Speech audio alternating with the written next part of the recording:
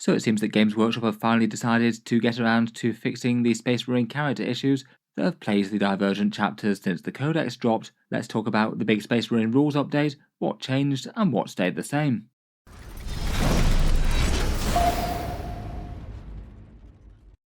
Hello and welcome back to Auspex Tactics, where today we're talking Space Marines, and today seems to be Games Workshop Digital Update Day. New Minotaur and Field Manual points for the Necrons and the AdMech, plus finally getting round to fixing a whole raft of Space Marine issues that they really should have done when the Codex dropped, I think. It does seem today that we've finally got the patch that allows the Space Marine Divergent chapters to catch up with the rest of the Codex a bit. This definitely should have been something that they had ready to go on launch, as until then a bunch of the units have been in limbo, for armies like Blood Angels and Deathwatch, really quite important units at that. Basically it's been a bit awkward if you wanted to attach certain characters to say Jump Assault Intercessors, or attach certain things to the Proteus Kill Team or the Deathwatch Veteran Squad. As rules as written you weren't able to, due to those units all referencing Firstborn units that Games Workshop removed to Legends, things like Vanguard Veterans on foot, Assault Marines, and a few others. The main thing is fixing a whole bunch of those errors, which means it's probably go time for a few fun combos with some of these armies, but they also did add some other stuff as well. Some Firstborn characters gain the options to lead a few more Primaris units, but maybe not exactly the ones that you'd want to in my opinion. And there are a few other clarifications for a few bits for the Space Wolves, and perhaps a particularly interesting negative for Deathwatch in no changes to the Tome of Ectoclades. Jumping straight in, and we'll start with the Sons of Sanguinius. The Blood Angels, I feel like, were perhaps the single chapter that were most impacted by all this, mainly because Games Workshop updated the Assault Squads to Jump Intercessors, and given that Blood Angels like their jump packs, a lot of things tended to interact with the Assault Squads. For the way that they did the character keyword update, they generally didn't remove squads that they could join, they just added extra ones in. The rules still reference the Legends Assault squad that you can take, but for Dante and the Sanguinary Priest with jump pack, they can both now lead the Assault Intercessors with jump packs, and anything that could lead command squads like Captain Tycho, they've been updated to the company heroes. Having Dante and Sanguinary Guards able to lead the new jump pack boys I think is really quite a big deal. They're both really quite efficient characters, and you could be tempted to run them with an entire squad of jump pack intercessors. Ideally Dante I think would like to be running with Sanguinary Guard if he could, but unfortunately at least until any new balance pass they'll remain a bit overcosted at the moment. Otherwise they've got a fair few firstborn foot options, so Tycho, Corbulo, the Sanguinary Priest and Gabriel Seth, as well as updating any instances of command squads to add in company heroes as well. They've also been given the options to lead a couple more Primaris squads, so they can lead either regular Assault Intercessors on foot or the Sternguard Veteran squad now. I guess you could potentially make a pretty tanky foot intercessor squad if you took the Sanguinary Priest with the 5+ feel no pain for them. That could genuinely be a bit more of an intimidating prospect for a bunch of chaff infantry for the opponent to clear. In general though, I do find it always a bit weird when Games Workshop leaves so many of these fighty characters that can lead the Sternguard veterans, but doesn't allow them to lead the Blade Guard, which is really the ones that you'd want. They're the guys with the fancy power swords and power shields that you really want to have characters leading on the front line. Perhaps a shame for the Sanguinary Priest in particular. I think he would have quite liked giving Blade Guard veterans his 5+ feel no pain. Mephiston is still left with those options as well, so he is not leading Blade Guard and things either. Otherwise, they did some small tweaks to the Sanguinary Guard and Death Company datasheets. Sanguinary Guard can now have captains join them that can join the Jump Intercessors. So I guess basically they have the option of Dante and the Primaris Captain with Jump Pack in the book now. I guess the option for free stratagems for them could actually be interesting, and more so if Games Workshop actually wind up reducing their points a bit to make them a bit more takeable in the balanced data slate. Otherwise, Death Company had a bit of an obvious patch really. It was just updated so that any chaplains that can lead the new jump intercessors can lead them. Realistically, again, that's the one with the jump pack. Asterath and Lamartes can already just lead the Death Company with jump packs and nothing else. Really quite handy to have these clarifications put in place though. It has been a bit weird with the jump intercessors being technically locked out for things that obviously should be able to lead them. I guess having a few more character attachment options for the other firstborn character options is nice enough, though I feel like as and when Blood Angels get their codex, there at least seems like a reasonable chance that some of those might wind up going to Legends anyway, unfortunately. I feel like Tycho and Corbio though might be on borrowed time.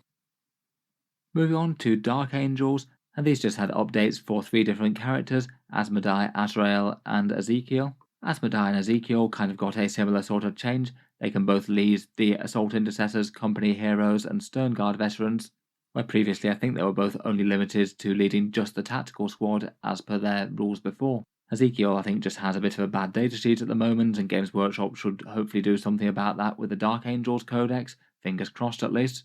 Asmodee's maybe a bit more interesting with his reroll hits thing and his other small special rules. I guess Assault Intercessors could be the best thing for him to lead on paper now. It's a bit weird that Asmodee and Ezekiel were allowed to join the company heroes though, as that's a rule that just doesn't really work at the moment. The company heroes on their datasheet say that they have to have a captain or chapter master leading them, otherwise the unit gets automatically destroyed on the first battle round, and neither Asmodee nor Ezekiel can join other squads in addition to a captain or chapter master, so if they join the company heroes the squad gets destroyed technically. Not entirely sure what the intent was there. I guess it either needs a patch to say that they can join it and they count as the unit's allotted captain or chapter master if you wanted a librarian or reclusium command squad type thing, or they might just remove it to say that they can't lead that.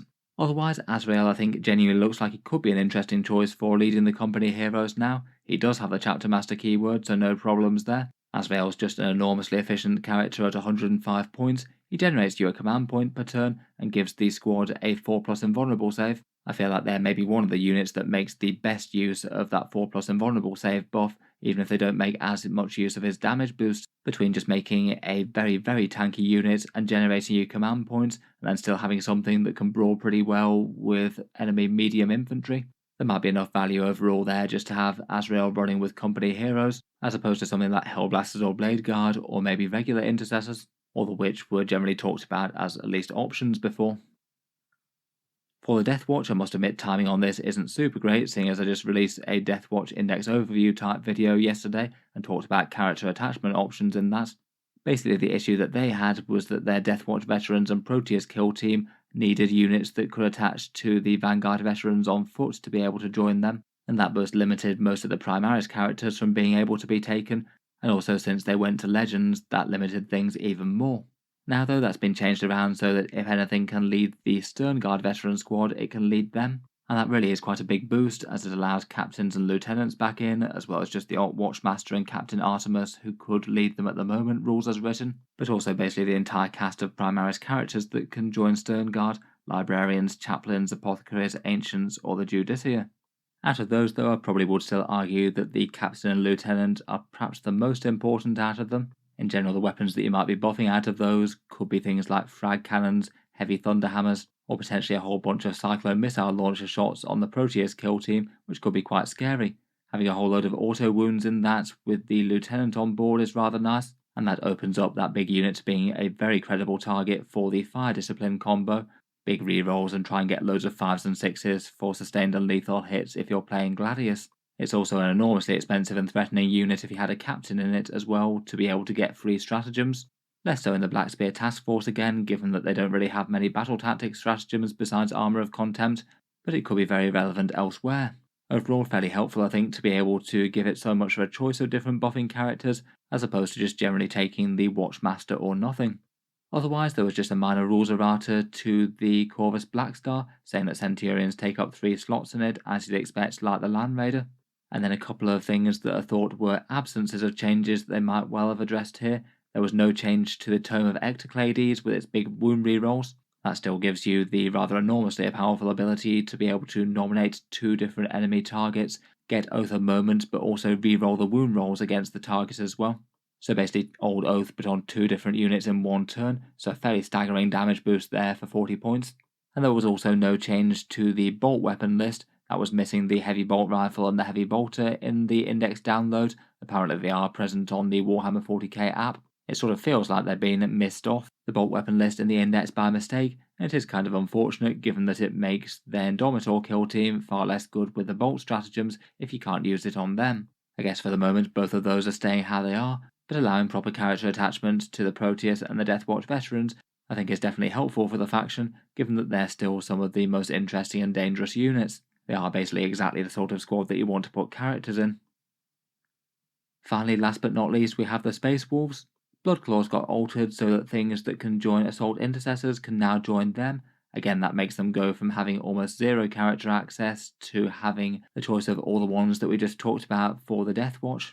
You could have Bloodclaws with a Chaplain for a +1 to wound, or Lieutenants for lethal hits on 6s, maybe not too bad with all of those chainsword attacks. I feel like they've just become a much more interesting unit. In different detachments, they could be a good target for characters with good enhancements, as the squad's just really quite cheap and brings a lot of threat. Though I guess Ulrich the Slayer is still going to be a pretty reasonable option to lead them into battle.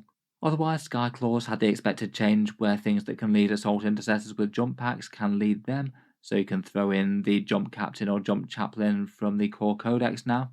And Wolfguard got a similar sort of update to the Deathwatch veteran squad. Things that join Sternguard are allowed to join them now, so again like Deathwatch, that's basically all of those Tacticus armoured characters. I think that's the first time that you get access to Judaseers or even Space Wolf Apothecaries if you filled in them outside of the Champion of Rust detachment. Plenty of options, though again I do feel that captains and lieutenants might be some of the most tempting ones. Lethal hits is great, as are free stratagems.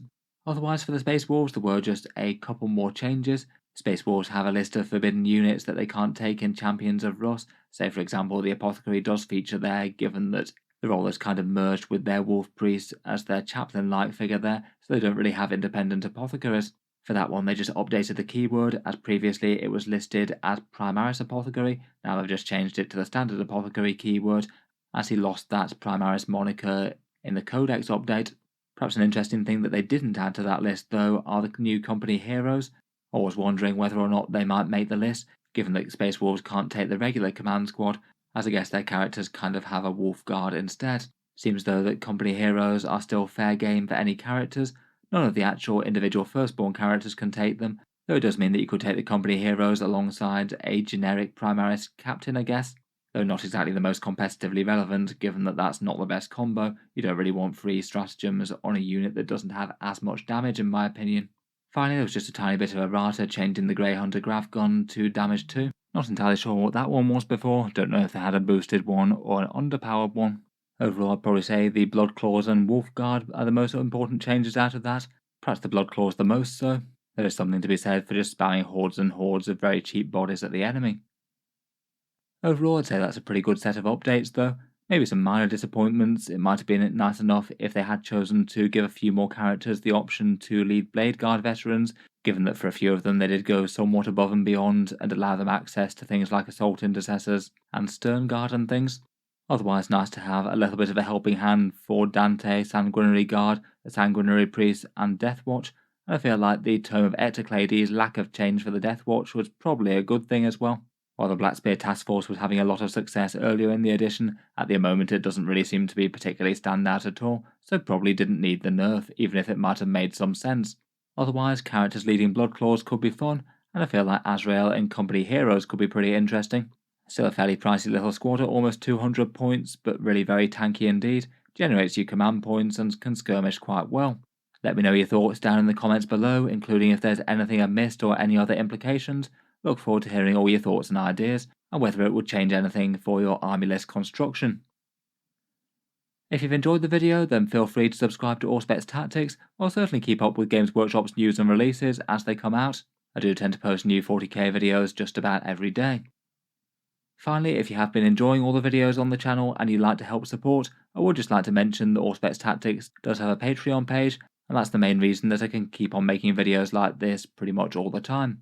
Channel patrons do get a fair few advantages, seeing certain videos early, regular votes to see what sort of things happen next on the channel, and automatic entry into the regular prize giveaways with a chance to win some big model kits each month. If any of that sounds good to you or you'd just like to help support, the link is down in the video description.